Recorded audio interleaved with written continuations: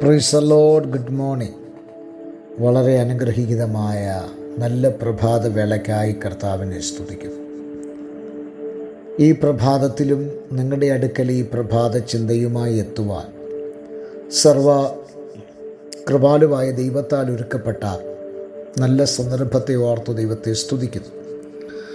ഈ പ്രഭാതം നമുക്കെല്ലാവർക്കും അനുഗ്രഹപൂർണമായി തീരട്ടെ എന്ന് പ്രാർത്ഥിച്ചുകൊണ്ട് ഇന്നത്തെ പ്രഭാത ചിന്തയിലേക്ക് പ്രവേശിക്കുകയാണ്.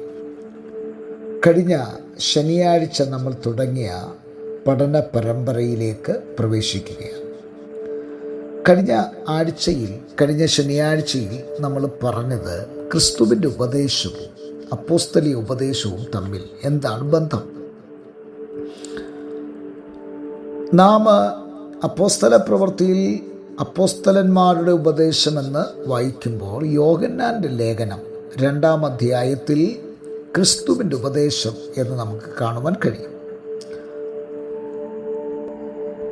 ഈ രണ്ട് ഉപദേശങ്ങളെക്കുറിച്ചുള്ള ഒരു താരതമ്യ പഠനമാണ് നമ്മളിവിടെ നടത്തുന്നത്.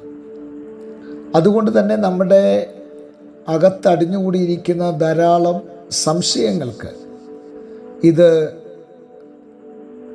ഒരു വഴിത്തിരിവായി മാറട്ടെ എന്നും കൂടെ ഞാൻ പ്രാർത്ഥിക്കുകയാണ്. ക്രിസ്തുവിൻ്റെ ഉപദേശം എന്ന് പറഞ്ഞാൽ എന്താണ്? അപ്പം നമ്മൾ കഴിഞ്ഞ ദിവസം മുതൽ പഠിക്കുവാൻ തുടങ്ങിയത് ക്രിസ്തുവിൻ്റെ ഉപദേശത്തെ ആസ്പദമാക്കിയാണ്. അപ്പോൾ ക്രിസ്തുവിൻ്റെ ഉപദേശം എന്ന് പറഞ്ഞാൽ എന്താണ്? ക്രിസ്തുവിൻ്റെ ഉപദേശം എന്ന് പറയുന്നത് നമുക്കറിയാം, മത്തായി സുവിശേഷം 5-ാം അധ്യായത്തിലാണ് യേശു ക്രിസ്തു തൻ്റെ പ്രഭാഷണം ആരംഭിക്കുന്നത്. അതിനെ ഗിരിപ്രഭാഷണം എന്നാണ് വേദപണ്ഡിതാക്കളിൽ പറഞ്ഞിരിക്കുന്നത്. മലമുകളിലെ ആ പ്രസംഗത്തിൽ കർത്താവ് ജനത്തെ ഉപദേശിച്ച കുറേ കാര്യങ്ങൾ അവിടെ നമുക്ക് കാണുവാൻ കഴിയും. അതിൽ ഒന്നാമതായിട്ട് ക്രിസ്തുവിൻ്റെ ഉപദേശത്തിൽ വരുന്നത് ആത്മാവിൽ ദരിദ്രരായവർ ഭാഗ്യവാന്മാർ എന്ന പദമാണ്. ആത്മാവിൽ ദരിദ്രരായ ആ പദത്തിന് എന്താണ് നാം അർത്ഥമാക്കുന്നത്? എന്താണ് ഈ ആത്മാവിൽ ദരിദ്രരാകുക എന്ന് പറഞ്ഞാൽ? ആത്മാവിൽ ദരിദ്രരാകുക എന്ന് പറഞ്ഞാൽ നാം മനസ്സിലാക്കണം, തങ്ങളുടെ ആത്മീയ കുറവുകളെ തിരിച്ചറിയുന്ന ഒരുവനെയാണ് ആത്മാവിൽ ദരിദ്രരായവർ എന്ന് രേഖപ്പെടുത്തിയിരിക്കുന്നത്. നമ്മുടെ ആത്മീയ കുറവുകളെ തിരിച്ചറിയുക. രണ്ടാമത്, ദൈവം ഇല്ല എങ്കിൽ നാം ശൂന്യതയിൽ നിൽക്കുന്നവരാണ് എന്ന് മനസ്സിലാക്കുന്നവർ. അപ്പം ദൈവം നമ്മുടെ ജീവിതത്തിൽ ഇല്ല എങ്കിൽ നമ്മൾ വെറും ശൂന്യരാണ്, വട്ടപൂജ്യമാണ് എന്ന് മനസ്സിലാക്കുന്ന ഒരു കൂട്ടരെയാണ് ആത്മാവിൽ ദരിദ്രരായവർ എന്ന് പറയുന്നത്. ഇനി ആത്മാവിൽ ദരിദ്രരാകുക എന്ന് പറഞ്ഞാൽ മൂന്നാമത്തെ പദം വിനയമുള്ളവരായി തീരുക എന്നുള്ളതാണ്. നാലാമത്, ആത്മാവിൽ ദരിദ്രരാകുക എന്ന് പറഞ്ഞാൽ ദൈവത്തിൻ്റെ കൃപയിൽ പൂർണ്ണമായി ആശ്രയിക്കുന്ന ഒരുവനെയാണ് അവിടെ രേഖപ്പെടുത്തിയിരിക്കുന്നത്. അപ്പോൾ ദൈവകൃപയില്ലാതെ, ദൈവമില്ലാതെ, വിനയമില്ലാതെ ഒരുവൻ ജീവിച്ചാൽ അവൻ ആത്മാവിൽ ദരിദ്രനാണ് എന്ന് പറയാൻ സാധ്യമല്ല.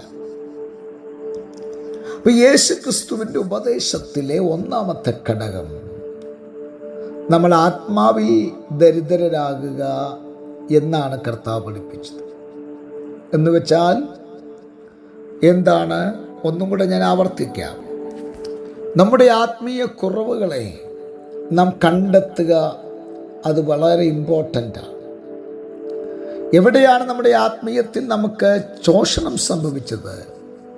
എവിടെയാണ് നമ്മുടെ ആത്മീയത്തിൽ ഇടിവ് സംഭവിച്ചത്? എവിടെയാണ് നമ്മുടെ ആത്മീയത്തിൽ കുറവ് സംഭവിച്ചത്? അത് കണ്ടു മനസ്സിലാക്കുക. ദോസ് ഹു സ്പിരിറ്റ് ഇൻ പോർ, ആത്മാവിൽ ദരിദ്രരായവർ. എൻ്റെ പ്രിയമുള്ളവരെ, ഈ പ്രഭാതത്തിൽ ഞാൻ പറയട്ടെ, നമ്മുടെ ആത്മീയ ജീവിതത്തിൽ എവിടെയെങ്കിലും ശോഷണം സംഭവിച്ചിട്ടുണ്ടെങ്കിൽ, നമ്മുടെ ആത്മീയ കുറവുകളെ കണ്ടെത്തുവാൻ കഴിയാതെ നമ്മൾ നമ്മിൽ തന്നെ ഒതുങ്ങി ജീവിക്കുന്നവരാണെങ്കിൽ, ഈ പ്രഭാതത്തിൽ നമ്മുടെ ആത്മീയ കുറവുകളെ കണ്ടെത്തി അതിനെ ഒന്നും കൂടെ കർത്താവിനോട് അടുത്ത് ജീവിപ്പാൻ, ഒന്നും കൂടെ ക്രിസ്തീയ ബന്ധം അരക്കിട്ടുറപ്പിക്കുവാൻ ഈ പ്രഭാതത്തിൽ ഈ സന്ദേശം നിങ്ങളെ സഹായിക്കുമാറാകട്ടെ. ഈ പ്രഭാതത്തിൽ ഞാൻ എൻ്റെ വാക്കുകൾക്ക് ഇവിടെ ഉപസംഹാരം കുറിക്കുമ്പോൾ നമ്മൾ വളരെ വിനയമുള്ളവരായി, നമ്മൾ ദൈവകൃപയിൽ ആശ്രയിക്കുന്നവരായി ഓരോ ദിവസം മുന്നേറുവാൻ പരിശുദ്ധാത്മാവ് നമ്മെ സഹായിക്കുമാറാകട്ടെ. ഈ പ്രഭാതത്തിൽ നമ്മുടെ കണ്ണുകളെ അടയ്ക്കാം, പ്രാർത്ഥിക്കാം. നല്ല ദൈവമേ, സ്വർഗസ്ഥ പിതാവേ, മനോഹരമായ നല്ല പ്രഭാത വേളയ്ക്കായി സ്തോത്രം. ജനത്തെ അനുഗ്രഹിച്ച് പ്രാർത്ഥിക്കുന്നു, വലിയ അനുഗ്രഹമാക്കി തീർക്കണം. യേശു ക്രിസ്തുവിൻ നാമത്തിൽ തന്നെ ആമേൻ. എല്ലാവർക്കും നല്ലൊരു പ്രഭാതം നേരുന്നു. ക്രിസ്തുവിൽ നിങ്ങളുടെ പ്രിയ സഹോദരൻ പാസ്റ്റർ ജോസ് സാമുവേൽ.